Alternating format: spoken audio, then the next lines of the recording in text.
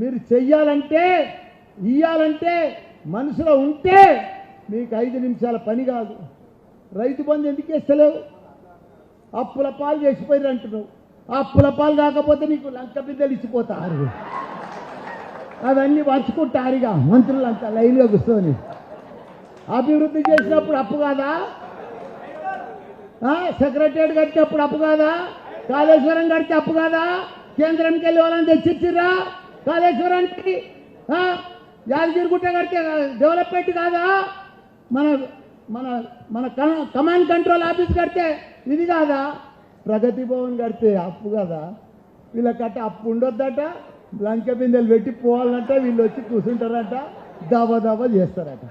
అరే అంతా online system చేస్తాం, రైతు బంధు పడుతుంది ఆన్లైన్లో. నువ్వు 10,000 వేస్తాను, మేము 10,000 వేసినాం, నువ్వు 15,000 కొట్టు, అప్పు చేయి, ఎవడొద్దా చూడండి.